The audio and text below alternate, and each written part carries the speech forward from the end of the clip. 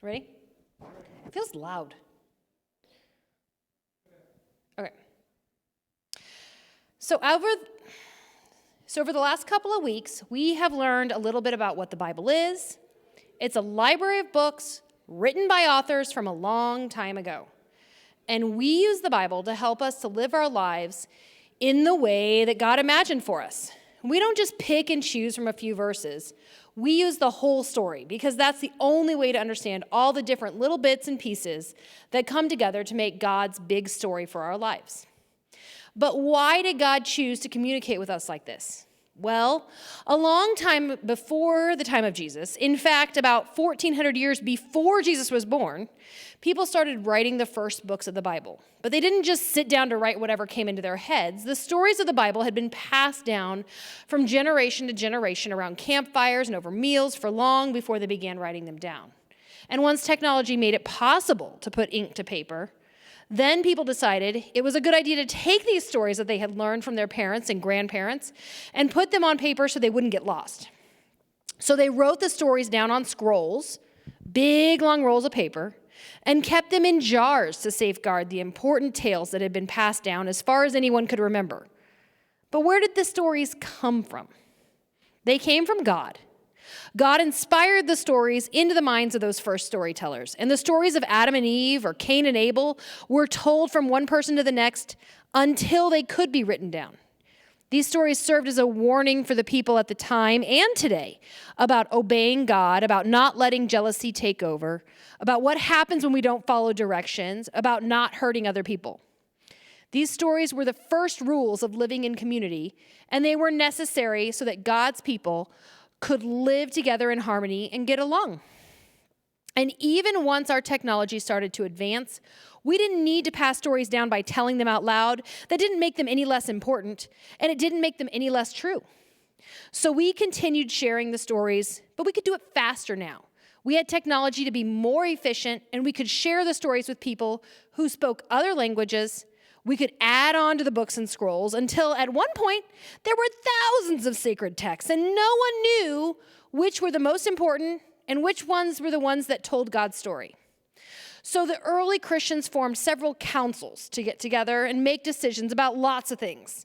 How the church should be organized, what beliefs would unite these people, what the book of sacred text should look like, so that it told the story of God's people without too much repetition, but we still get the important messages across.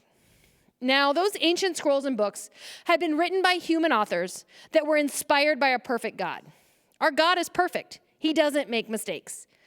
But as humans who have had to edit and translate and evolve the Bible over time, changes have been made, and that can sometimes lead to confusion about the current meaning of a very old word. Or changes in the customs and habits of these human beings mean that sometimes something that was common in the past is absolutely strange in the present. Did you know that when the authors of the Bible were writing in ancient Greek, they would commonly use 3 different words: agape, eros, and philos. And all 3 of these words would today be translated into the English word love. But the authors had 3 different concepts, 3 different types of relationships that could be described in very different ways, and they had 3 different words to encompass those relationships that we just don't have in the English language. So as the Bible was translated, it lost a little bit of explanation by being translated out of the original language and into English. Well, does that mean that we shouldn't have translated the Bible? Of course not. It's so important to have the works of the Bible be accessible to everyone, no matter what language they speak. But it does mean that we have to do a little work as we read to understand not just the words that we see on the pages, but also what the meaning that the original authors might have had and what God was inspiring them to put on paper. And to do this work, we come here.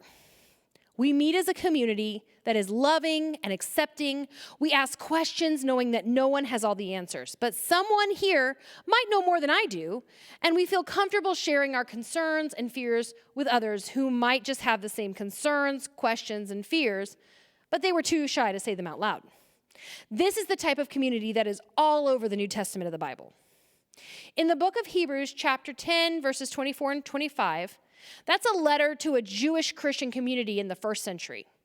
The author advises the community, let us consider each other carefully for the purpose of sparking love and good deeds. Don't stop meeting together with other believers, which some people have gotten into the habit of doing. Instead, encourage each other, especially as you see the day drawing near.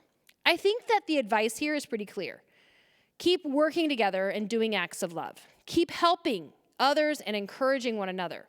Or in the first letter that Paul wrote to the early Christians in Thessalonica, and we urge you, brothers and sisters, warn those who are idle and disruptive, encourage the disheartened, help the weak, be patient with everyone. Because people have not changed that much in 2,000 years. We still get frustrated with people. We still get weak or impatient.